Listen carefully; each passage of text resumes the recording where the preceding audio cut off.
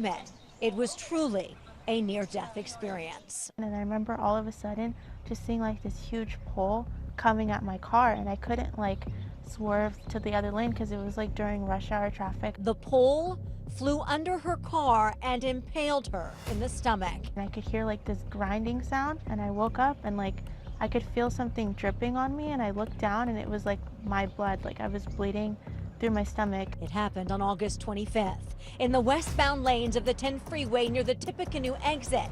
Janina Akporavari had her younger brother in the back seat, so she forced herself off the road with the pole still dragging from the car. The pole was really long, so it was like other cars running over the pole while I was in my stomach. She called 911. The paramedics, with the help of firefighters, had to cut the pole and take her to the hospital with it still inside her. And I remember thinking like, I'm gonna die, like right now I'm like, that's it for me. And I asked the paramedic like if he could pinky promise that if I make it out of this, if I would make it out of this.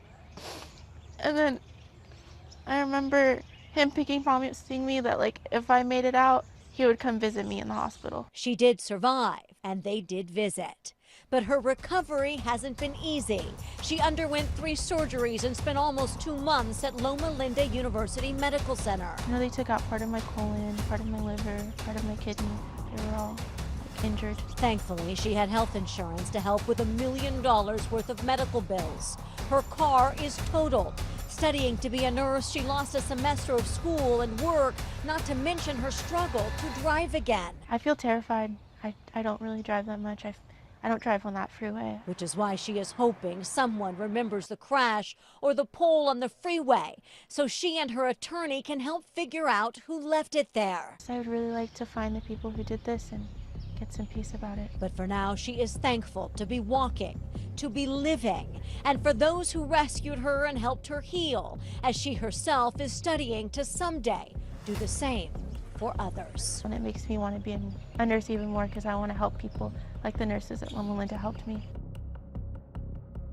Say 3 juveniles were charged with felony murder and first-degree attempted robbery in connection to the murder of 18-year-old Kevon Washington.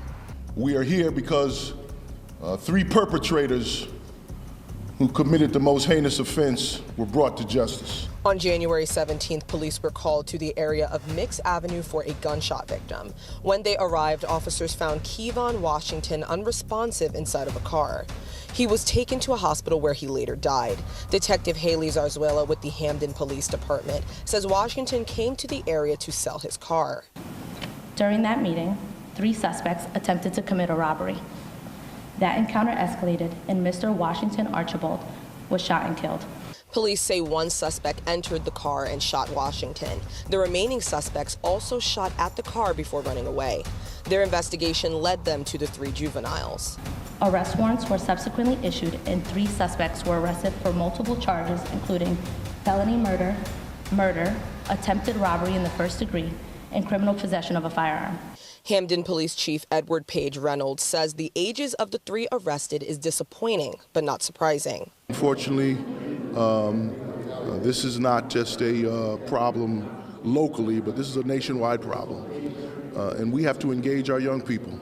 Despite challenges, he says the police department is working to combat this juvenile violence. We're doing other things to engage our young people in a positive way.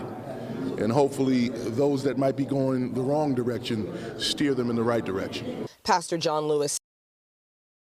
Terry Kennedy lives close to B-Rock Overlook. She heard the sounds of Monterey police rushing to the area. Police say on Thursday a 9-year-old boy fell off the overlook and could not be saved. Kennedy and others are now advocating for new safety measures at the overlook. I would like to see rails go up.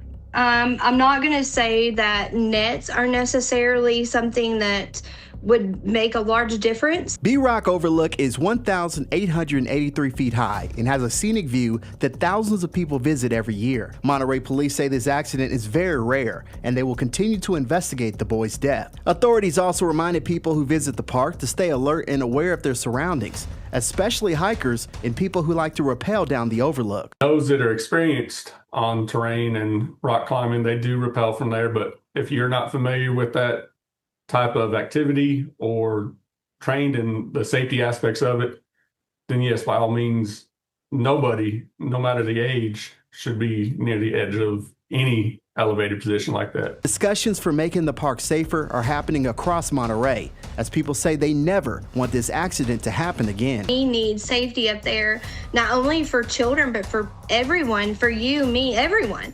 If we're gonna advertise it on the interstate with signs, you know what I mean? Like, there needs to be safety for the people visiting, for anyone.